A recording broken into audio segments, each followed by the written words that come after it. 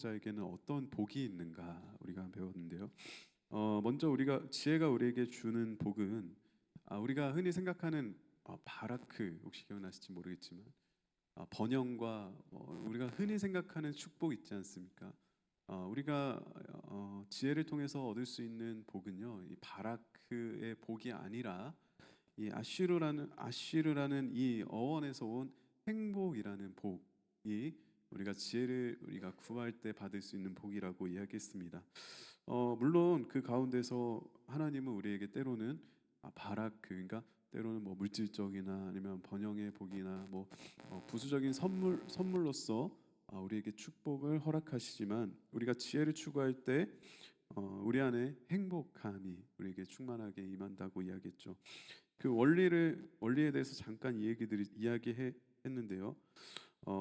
우리가 지혜를 찾는 그 추구할 때 우리의 마음은요, 여호와를 경외하는 상태라고 했습니다. 여호와를 경외하는 마음의 상태를 유지하는 것이 우리가 지혜를 찾는 거라고 이야기했는데, 우리가 여호와를 찾으면 어떤 일이 일어나냐? 죄로 인해 무너졌던 창조 질서가 다시 회복된다라고 이야기했습니다. 그러면 우리가 하나님과의 올바른 관계가 형성이 되고 그것이 우리에게 곧 행복을 가져다 준다라고 이야기를 했습니다.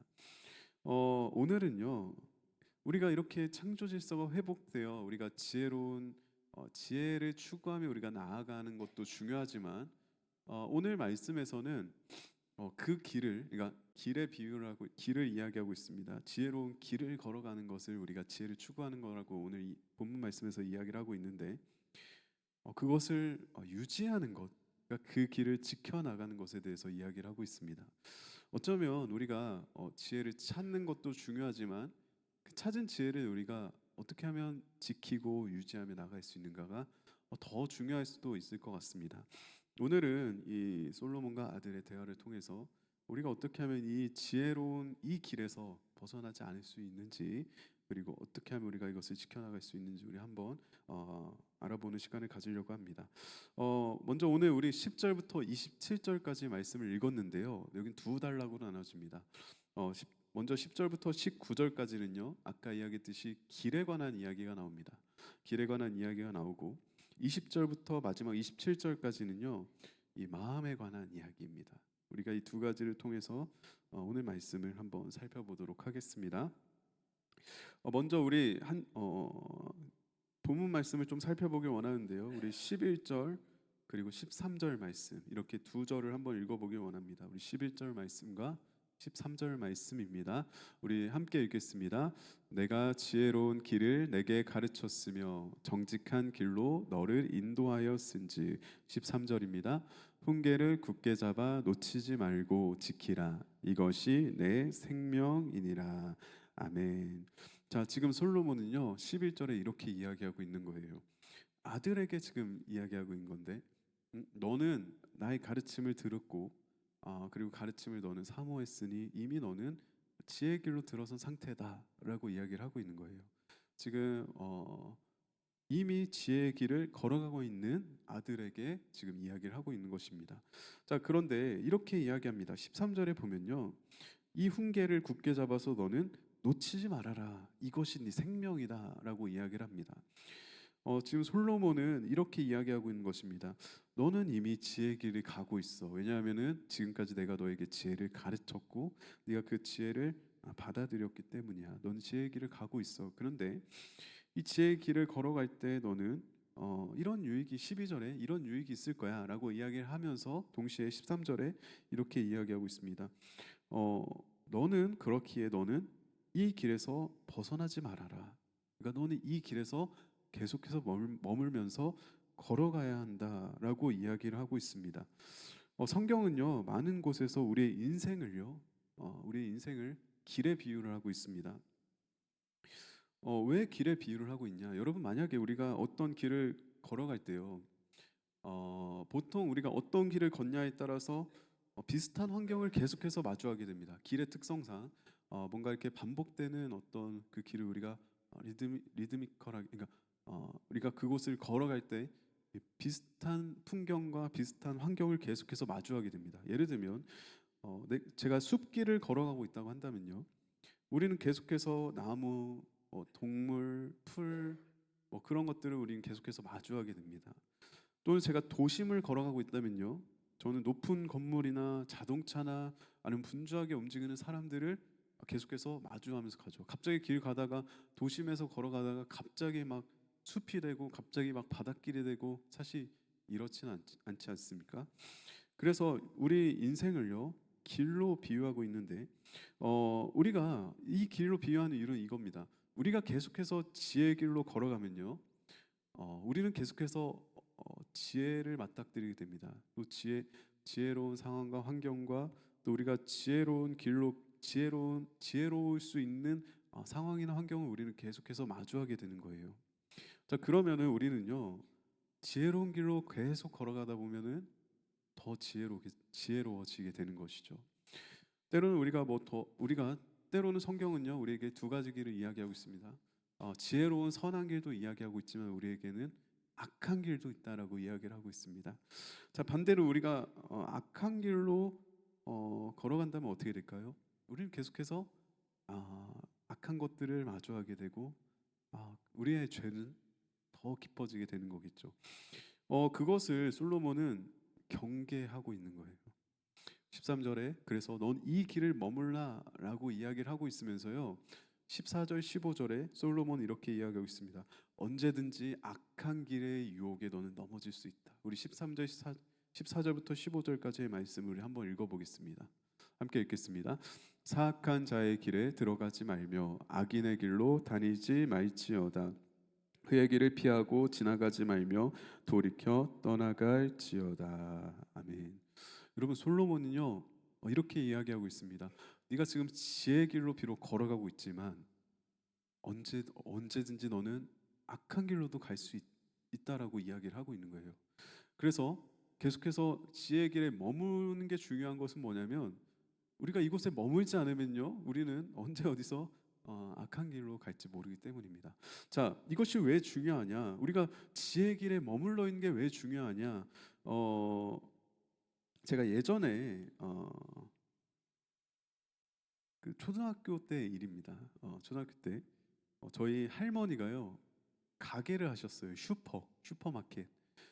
그런데 이제 이렇게 바구니 같은 데다가 그땐 동전을 많이 썼으니까 이렇게 바구니 같은 데다 동전을 이렇게 막 많이 쌓아뒀습니다. 그런데 제가 어느 날 초등학교 때 오락실을 가고 싶었는데 돈이 없는 거예요.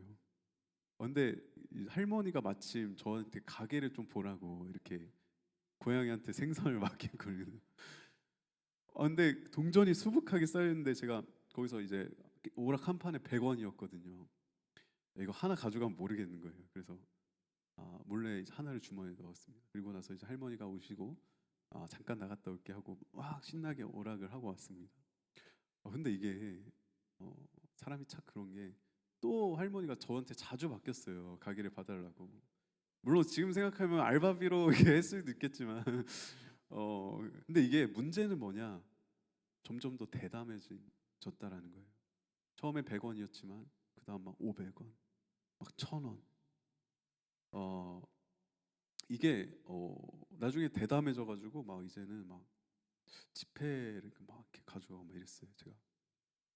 그런데 제가 사실 여러분 악한 길을 계속 걸어간 거죠.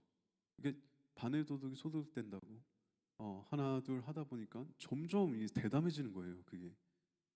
그러다가 어느 날 아버님이 이제 저 초등학생이니까 차로 이제 학교를 데려다 주셨는데 갑자기 이제 그 사람이 참 웃긴 게 이렇게 분위기라는 걸 읽는데 아빠가 갑자기 제가 내리려고 하는데 아빠한테 뭐 할 말 없어? 이렇게 얘기하는 거예요.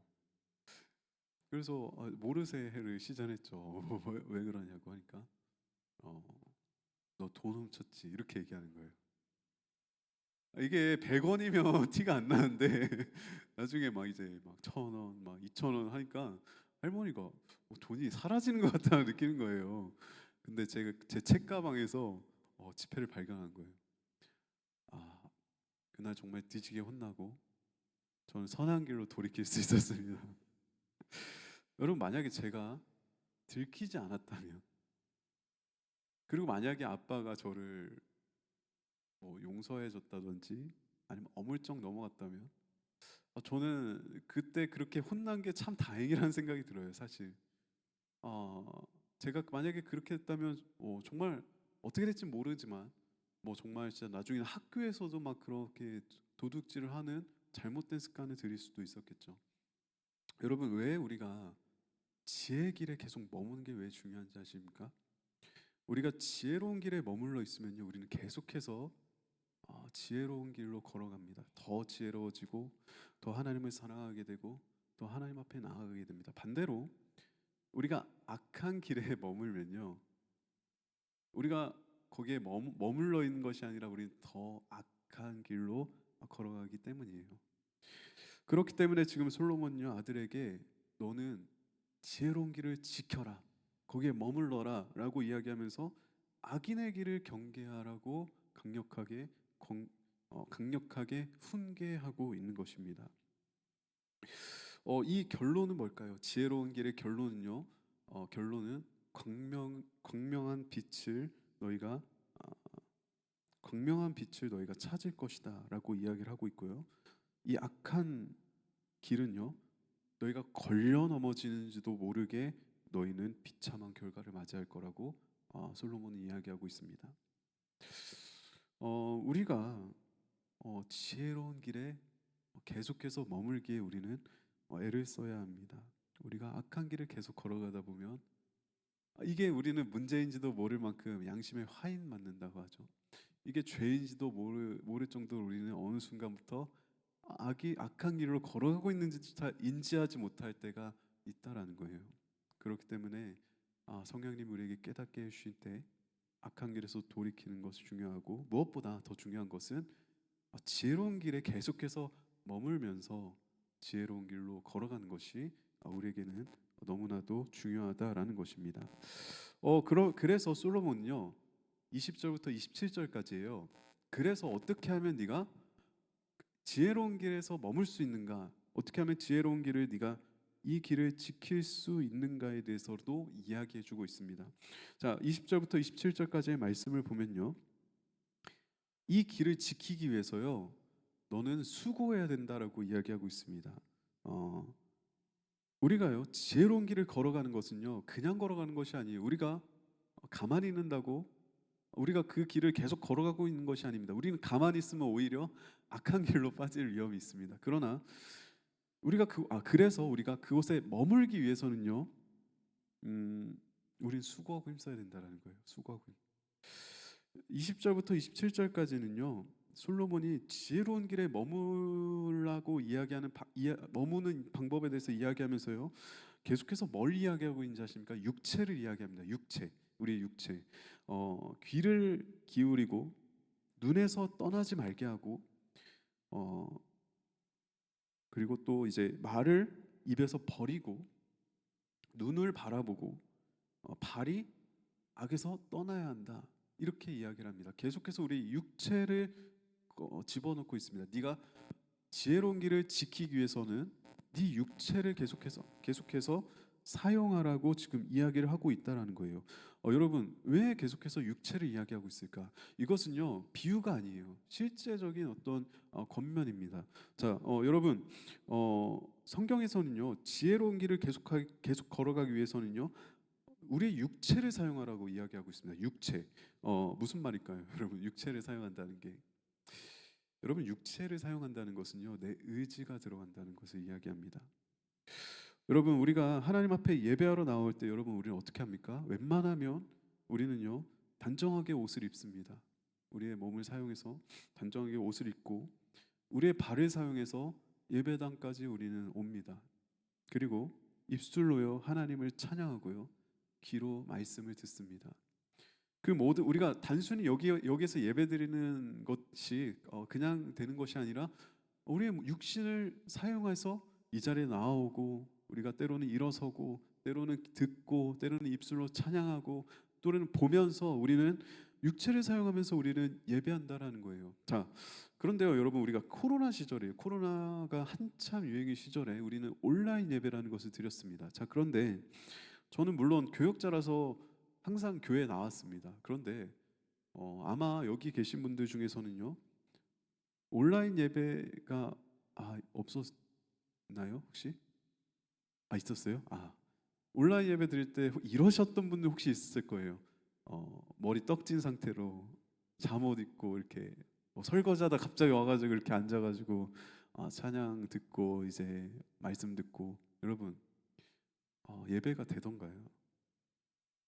온라인 예배가 물론 오늘날 중요한 예배가 되었지만 그곳에 우리의 육체의 의지가 들어가지 않으면요, 아무리 좋은 말씀이 그곳에 들린다고 하더라도, 아무리 찬양이 은혜롭다고 하더라도요, 우린 온전하게 하나님을 예배할 수가 없다라는 거예요. 왜냐하면 우리의 의지의 문제이기 때문에. 육체를 사용한다는 것은 어, 우리가 육체를 사용해서 하나님 앞으로 계속해서 나아가려고 의지적으로 노력해야 우리는 지혜 길에 머물 수 있다라는 거예요. 그래서 여러분, 우리는 의지와 노력을 들여야 합니다. 더 하나님을 사랑하려고 노력하고, 더 하나님을 예배하려고 노력하고, 더 하나님의 말씀을 가까이 하려고 노력하고. 여러분, 우리가 단순히 그냥 가만히 있는다고 해서 우리는 지혜로운 길에 머물 수가 없다라는 거예요. 자, 그런데요, 여러분, 우리가 지혜로운 길, 그러니까 여호와를 경외하는 길이라고 할게요. 여호와를 경외하는 길을 우리가 계속해서 걸어가기 위해서는요, 아까도 이야기했듯이 우리는 육체를 사용해서 우리의 의지와 노력을 들여야 합니다. 자, 그런데 반대로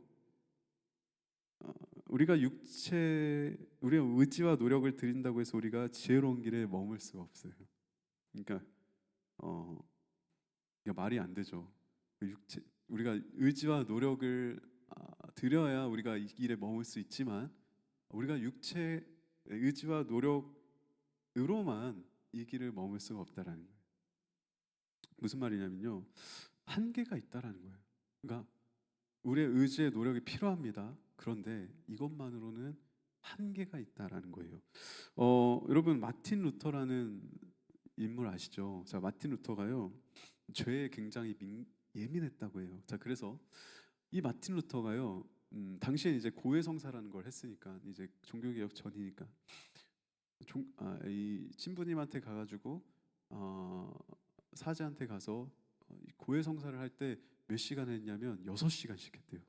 그 고해성사를. 그러니까 막 이 죄도 막 짓고 이 죄도 막 용서해 달라고. 자, 그때 이제 막 그 사제가 하도 듣다 보니까 실제로, 야, 그렇게 하면은 네가 방귀 낀 것도 죄야라고 할 만큼 실제 한 말이래요, 이게. 그렇게 이제 마틴 루터가 자기 죄에 대해서 굉장히 괴로워했다고 합니다. 자, 그래서 결국 이 마틴 루터가 수도원에 들어간 거예요. 왜냐하면은 이 육체를 쳐가지고 자신의 죄를 해결하고 싶었기 때문입니다. 자, 그래서 이 마틴 루터는요, 수도원에 들어가서 실제로 누구보다 경건 생활에 힘썼고요, 누구보다 공부하는 데 힘썼다고 합니다. 실제로. 근데 수도원 생활이 너무나도 타이트했기 때문에 경건 생활만 하기에도 정말 몸이 모자랐다고 해요. 그런데 마틴 루터는요, 정말 하루에 한두 시간만 자면서 그러니까 경건한 그 삶도 최선을 다하고 그 공부하는데도 최선을 다했다고 합니다. 근데 마틴 루터의 의지와 노력이 정말 최고조에 달한 거죠. 하나님을 더 사랑하기 위해서. 그런데 계속해서 풀리지 않는 뭔가가 있었다라는 거예요. 그러던 중에 이 마틴 루터가요, 뭘 깨닫게 됐냐? 자기 마음 깊숙한 곳에 죄를 사랑하는 마음이 있었다라는 것을 깨닫게 된 겁니다. 자, 마틴 루터는 실제로 겸손했습니다. 늘 자기는 죄인이라고 이야기했어요. 하지만 그의 삶을 보면 그의 의지와 노력으로 정말 경건한 삶을 살았고, 누구보다 더 열심히 공부하는 삶을 살았습니다. 그런데 이 마틴 루터 안에 어떤 마음이 있었냐? 자기가 이렇게 겸손하다라는 것을 자랑하고 싶은 마음이 있는 거예요. 자기가 이 겸손을 자랑하기 위한 겸손을 하고 있었다라는 것을 깨닫게 되었다라는 겁니다. 여러분, 무슨 말을 하고 싶은 거냐면, 여러분, 내 의지와 노력이 지혜로운 길을 지키는데 반드시 필요합니다. 하지만 이 의지와 노력만으로는 우리가 지혜로운 길에 머물 수가 없다라는 거예요. 왜냐하면요, 우리의 죄로 인해 우리의 마음이 고장났기 때문입니다. 23절 말씀을 그래서요, 이 청교도들은 굉장히 중요하게 생각한다고 합니다. 우리 23절 말씀을 우리 한번 읽어보도록 하겠습니다. 우리 함께 읽겠습니다. 모든 지킬 만한 것 중에 더욱 내 마음을 지키라. 생명의 근원이 이에서 남이니라. 아멘. 그래서 솔로몬은 이렇게 이야기합니다. 육체에 대해서 막 이야기를 합니다. 눈으로 보고, 너는 발로 떠나고, 귀로 듣고, 아무튼 육체에 대해서 이야기를 하면서 무릇 지킬 만한 것 중에 너는 마음을 지키라라고 이야기합니다. 재밌는 사실은요, 여러분, 우리의 마음이 동하면요, 우리 육체는 저절로 따라오게 되어 있다라는 거예요. 여러분, 새벽 예배 한 번도 못 나오시는 집사님 계십니다. 그런데요, 새벽 축구하는 동호회는 빠지지 않고 나가시는 분이 계세요. 그분은 새벽에 못 일어나겠습니다라고 이야기하면서 새벽에 축구가 있는 날이면 어김없이 누구보다 먼저 일찍 일어나서 축구할 준비를 하고 나가십니다.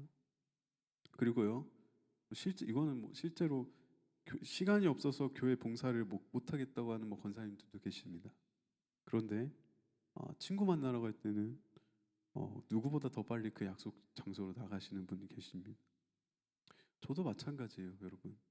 저는요, 천성이 좀 게으른 것 같아요. 양반이라 그래요. 전시지만 양반인데. 근데요, 여러분, 제가 뭔가 좋아하거나 제 마음에 동하는 일 있잖아요. 그럼 누구보다 부지런해집니다. 사람이 참 그런 것 같아요. 여러분, 결국 우리의 마음이 그 지혜의 길에 동하지 않으면, 그러니까 우리의 마음이 그 지혜의 길에 정말 진심이지 않으면 우리의 육체적인 어떤 노력과 의지는요, 결국 한계에 부딪힌다라는 거예요.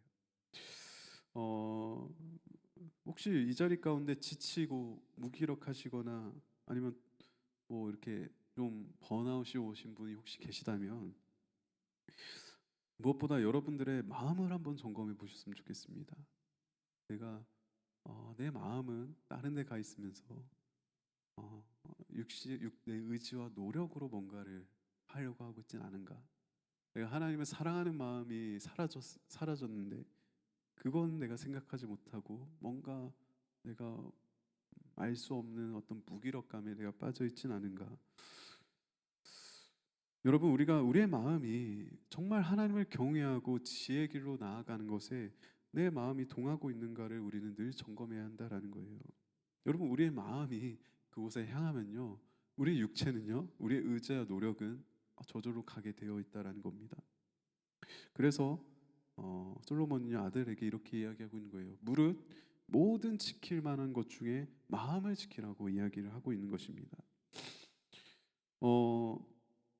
우리가 10절부터 27절까지 말씀을 통해서요, 우리가 어떻게 지혜로운 삶을 유지할 수 있는가를 우리가 잠깐 두 가지를 살펴보았는데요. 첫 번째는요, 길이 있는데 우리는 지혜로운 길에 머물러야 한다. 그곳에는 우리가 대신에 우리가 그곳을 힘써 지혜로운 길에 머물기 위해서 우리는 애를 써야 한다라고 이야기를 했고, 의지와 노력이 수반되는 것이라고 이야기했고, 두 번째는요, 결국 우리의 마음을 지켜서, 그러니까 우리의 마음을 지켜서 우리의 마음이 지혜로운 길에 동하는 것이 최종적으로 우리가 지혜로운 길에 머무는 것이라고 이야기를 했습니다. 자, 이 말을 한마디로 요약하면 이런 말입니다. 우리가 지혜로운 길에 머물기 위해선 우리의 마음을 지켜서 우리의 마음이 그곳에 동하게 해야 된다라는 것입니다. 자, 그래서 실제로 청교도들은요, 이 말씀을 너무나도 중요하게 생각한대요. 무릇 지킬 만한 것 중에 내 마음을 지키라. 이 생명이 이에서 남이니라. 이 말씀을요, 이 한 구절만 가지고 책 한 권이 있대요, 청교도들 사이에서는. 그런데요, 여러분, 이렇게 중요한 말씀인데 좀 아쉽게도 오늘 잠언 말씀에서는 이 어떻게 하면 마음을 지키는지에 대해서는 이야기해주지 않고 있습니다. 그냥 마음을 지켜라라고만 이야기를 하고 있죠. 자, 그런데 우리가 어떻게 하면 이 마음을 지킬 수 있는지를 알아야 우리가 이 마음을 지켜서 우리의 마음을 이 지혜로운 길에 통해서 우리가 의지와 노력을 가지고 이 길을 계속 걸어갈 수 있지 않겠습니까? 어, 그래서 오늘 우리는요 어떻게 마음을 지키는지 마지막으로 잠깐 살펴보고 오늘 말씀을 마무리하려고 합니다. 오늘 마지막 결론은요. 첫 번째는 우리가 지혜로운 길에 머물러야 한다. 우리의 의지의 노력을 들여서 두 번째는 결국 우리의 마음이 동하지 않으면 우리가 그 길에 머물 수 없다. 그래서 마음을 지키고 우리가 지혜로운 길에 우리의 마음을 동해야 한다라는 거고 마지막은요. 그렇기 때문에 우리 결론은 우리는 예수 그리스도께로 나아가야 한다라는 거예요. 오늘 잠언 4장 23절 말씀을 신약에서 예수님이 인용하셨다고 합니다. 이 말씀을 신약에 인용한 말씀이 있대요. 자, 어떤 말씀이냐면 요한복음 7장 37절부터 39절 말씀이라고 합니다. 우리 한번 띄워주시겠습니까? 자, 우리 한번 읽어보도록 하겠습니다. 37절부터 39절까지의 말씀을 함께 읽어보도록 하겠습니다. 명절 끝날 곧 큰 날에 예수께서 서서 외쳐 이르시되 누구든지 목마르거든 내게로 와서 마시라. 나를 믿는 자는 성경의 이름과 같이 그 배에서 생수의 강이 흘러나오리라 하시니 이는 그를 믿는 자들이 받을 성령을 가리켜 말씀하신 것이라. 여기까지 읽겠습니다. 여러분 예수님께서요 명절 끝날에 그러니까 명절 끝날에 길거리에 서서 이렇게 말씀하십니다. 누구든지 목마르거든 내게로 와서 마시라라고 이야기합니다. 그리고 나서 나를 믿는 자는 성경의 이름 같이 그 배에서 생수의 강이 흘러나오리라 이렇게 말씀하십니다. 어디에 여기 똑같은 말씀이 없잖아요. 그런데 그 배에서 생수의 강이 흘러나오리라 하시니 이 말을 원어로 하면 구조가 똑같다고 합니다. 오늘 우리가 읽은 잠언 4장 23절 말씀과 요한복음 7장 38절의 말씀이 구조가 똑같다고 합니다. 그 동일한 말씀으로 볼 수 있다라는 거예요. 뭐가 동일한지는 제가 뭐 학자가 얘기하는데 아무튼 동일한 말씀이라는 거예요. 그래서 성경의 이름같이 여기서 예수님이 잠언 24장 23절을 인용하고 계신다라는 겁니다. 자, 그 말은요. 지금 배에서 생수의 강이 흘러나온다는 것이 우리의 마음을 지키는 것과 동일한 말씀이라는 거예요. 실제로요, 여러분 유대인들은요. 우리는 마음 하면 이렇게 마음이 여기 있다 생각하잖아요. 한국인들은. 그런데 유대인들은요. 마음이 배에 있다고 생각합니다. 그래서 이 말은 이런 거예요. 우리가 마음을 지킨다는 것은요, 우리의 중심에서 생수의 강이 흘러나온다는 것을 이야기합니다. 생수의 강은 곧 성령 충만하다는 것을 이야기합니다. 결국 우리가 성령 충만하지 않으면 마음을 지킬 수가 없다라는 거예요. 마음을 지키기 위해서 우리가 곧 성령 충만해야 한다라는 뜻이기도 합니다. 얼마 전에 새벽 예배 설교를 이제 준비하게 되었는데요. 그때를 기점으로 계속해서 하나님께서는 저에게 계속해서 성령 충만하라고 하시는 것 같습니다. 왜냐하면 지금 와서 생각해 보니까 제가 계속해서 뭔가 인간적인 의지와 노력으로 뭔가를 하려고 했던 것 같아요. 의지와 노력으로 계속해서 뭔가 지혜로운 길에 머물기 위해서 노력했던 것 같습니다. 근데 의지와 노력으로는 한계가 있다라는 것을 깨닫게 되었습니다. 그리고 하나님께서는 제가 놓치고 있는 것을 깨닫게 해주셨는데 그것이 바로 성령님을 의지하는 것이었어요. 성령 충만한 것이었습니다. 그러면서 네가 의지와 노력을 들이는 것도 좋지만 결국 네 마음이 다른 곳에 가 있으면 아무리 네가 의지적으로 하려고 해도 되지 않는다라는 것을 뭔가 깨닫게 해주셨어요.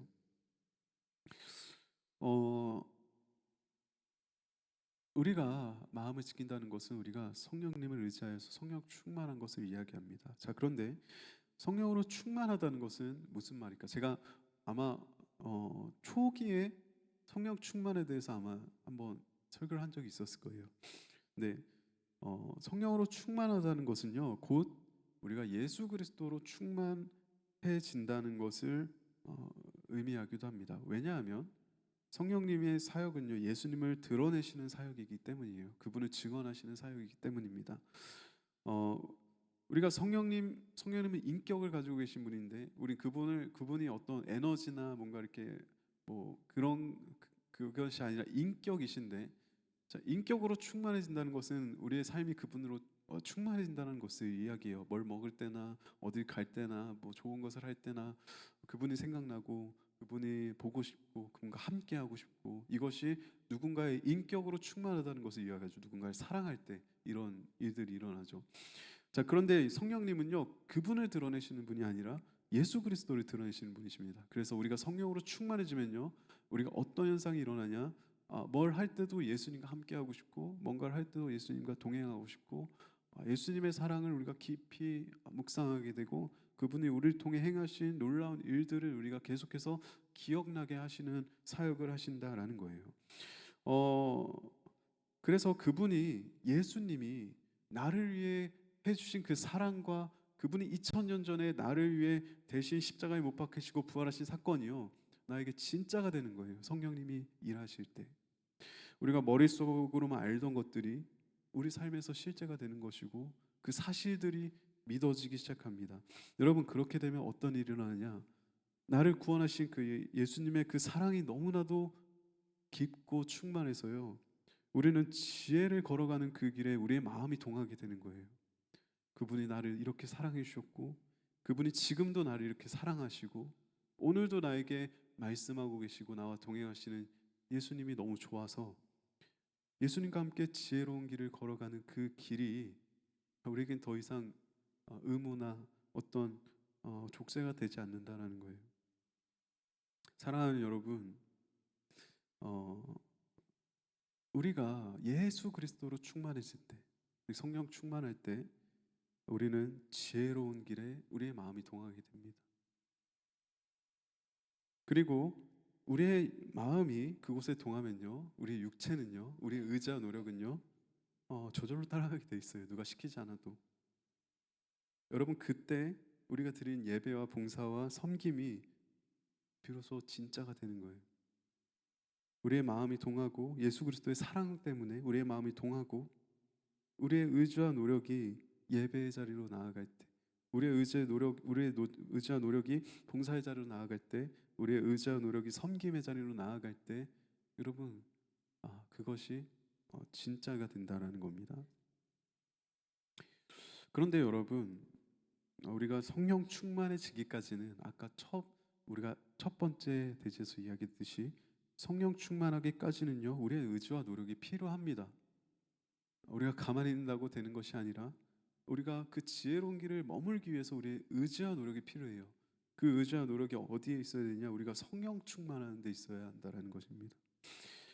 더 기도의 자리로 나아가야 합니다. 가기 싫을 때도 있어요. 솔직히 기도하기 싫을 때도 있어요.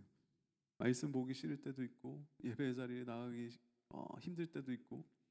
하지만 여러분, 우리가 우리의 의지와 노력을 들여서 기도의 자리로 나아가면요, 분명히 그분이 우리 가운데 역사하신다는 거예요. 우리가 예배 자리를 때로 나아가기 힘들고 때로는 지칠 때라도 우리의 의지와 노력을 들여서 나아갈 때요, 더 큰 은혜를 우리에게 부어주신다라는 사실입니다.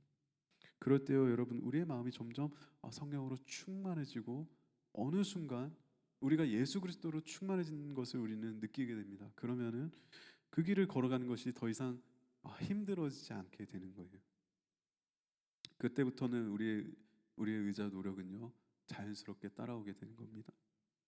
여러분, 그러면 우리의 신앙생활이 결코 힘든 게 아닌 게 되는 거예요. 오히려 행복하고 아시르의 복이 우리에게 충만해지게 되는 겁니다.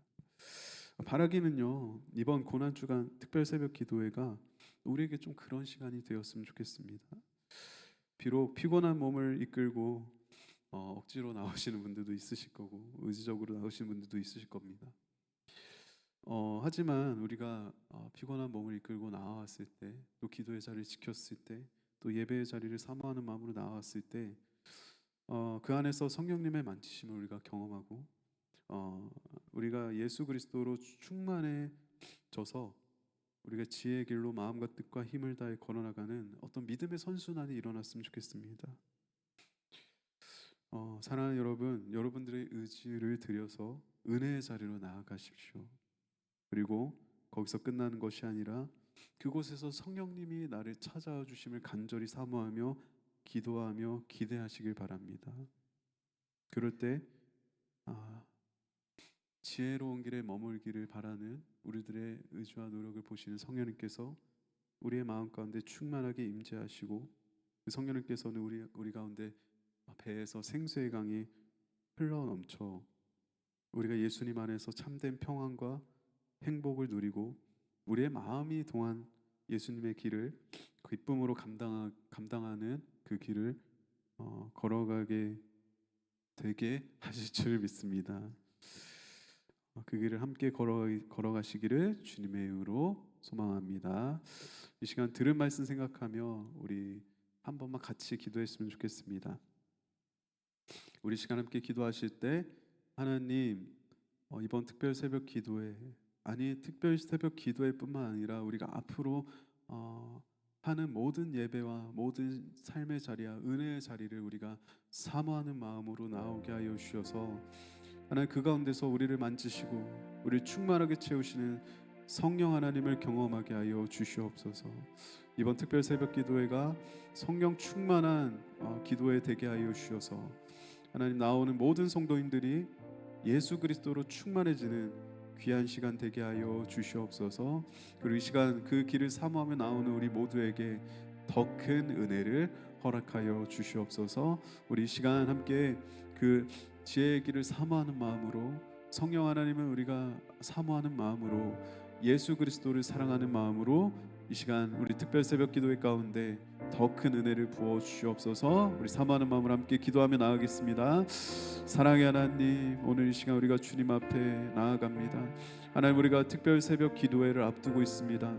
하나님, 우리는 부족하고 연약하지만 하나님, 우리의 의지와 노력을 주님 앞에 올려드립니다. 하나님, 이 시간 주님을 사모하며 나오는 모든 성도님들의 마음을 찾아가 주셔서 성령 충만하게 하여 주시옵소서. 그 배에서 생수의 강이 흘러나오는 역사가 일어나게 하여 주시옵소서. 그래서 하나님, 우리의 신앙생활이 아버지의 의무와 억압과 억지가 아니라 하나님 주시는 평안과 기쁨과 행복이 충만한 신앙생활 되기를 소망합니다. 기쁨의 봉사 되기를 소망합니다. 기쁨의 섬김이 되기를 소망합니다. 은혜로운 예배가 되기를 소망합니다. 주님께서 함께하여 주셔서 하나님, 우리 예배가 성령 충만하게 하여 주시고 하나님의 사랑을 충만하게 누리고 돌아가는 귀한 새벽 예배 될 수 있도록 하나님, 모든 순서와 선포되는 말씀과 기도의 자리 가운데 주님 함께하시고 동행하여 주시옵소서. 사랑이 많으신 예수님의 이름으로 기도드립니다. 아멘.